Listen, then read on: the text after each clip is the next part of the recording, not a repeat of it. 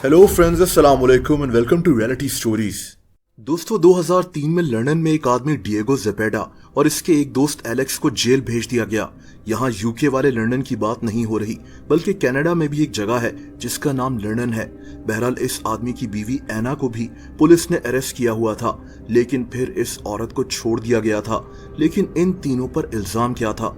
दोस्तों, इन तीनों पर इल्जाम ये था कि ये एक 19 साल के लड़के वॉल्टर जेपेडा की मौत के जिम्मेदार हैं। ये लड़का डिएगो और एना का अपना बेटा था। वॉल्टर के साथ क्या हुआ था, इसकी मौत कैसे हुई थी, ये वीडियो इसी कहानी के मुतालिक है। एक ऐसा वाकया जो इंतहाई अफसोसनाक है। दोस्तों, डिएगो, इसकी बीवी एना और इनके बच्चे लंदन में रहते थे। ये एक नॉर्मल सी फैमिली थी जो हंसी खुशी अपनी जिंदगी गुजार रही थी। लेकिन डिएगो और एना ने नोट किया कि इनका बेटा वॉल्टर अजीब तरह से बिहेव करना शुरू हो गया है। ये 2002 की बात है। इसकी शुरुआत तब हुई जब इस लड़के ने स्मोकिंग करना शुरू कर दी थी।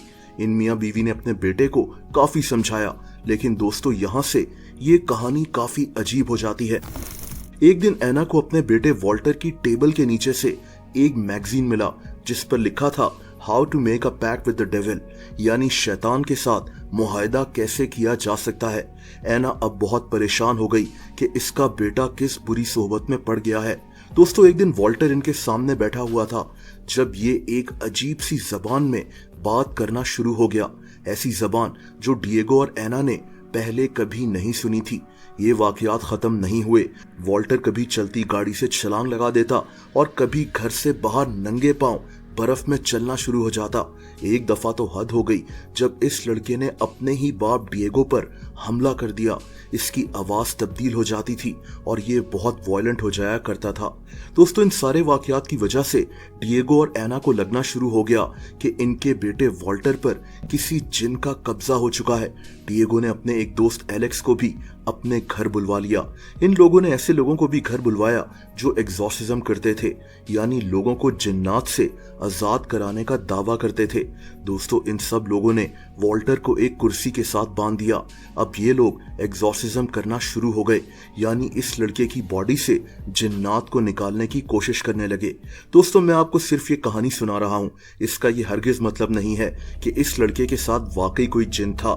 ऐसा इसके माँ बाप को लगता था, लेकिन इस दौरान इन्होंने ये एहसास नहीं किया कि इनका बेटा इसी एग्जॉर्सिज्म की वजह से मर सकता है। इन लोगों की सबसे बड़ी गलती ये थी कि इन्होंने कभी भी अपने बेटे वॉल्टर को किसी डॉक्टर को या किसी साइकियाट्रिस्ट को नहीं दिखाया था। इनको पूरा यकीन था कि इस लड़के पर किसी जिन का साया है।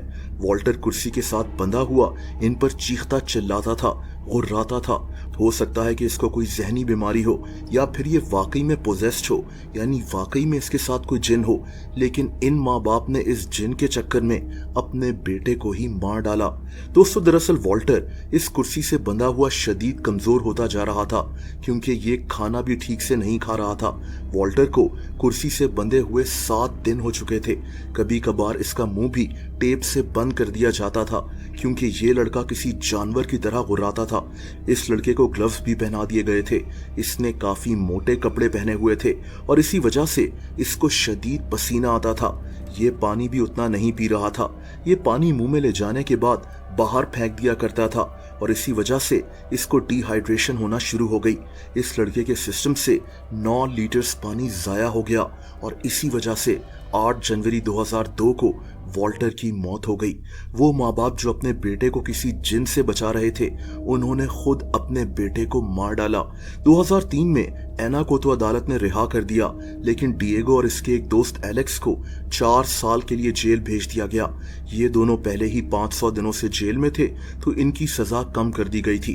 कहते हैं कि इन 7 दिनों में वॉल्टर खुद को आजाद कराने की कोशिश करता रहा और आखिर में इसने अपनी माँ से कहा कि मैंने आपको माफ कर दिया है, और इसके बाद ये लड़का मर गया था। ये दोनों मियाँ बीवी आज तक एक गिल्ट में अपनी जिंदगी गुजार रहे होंगे। दोस्तों, अगर आप मुझे इंस्टाग्राम पर फॉलो करना चाहें तो उसका लिंक नीचे डिस्क्रिप्शन में मौजूद है।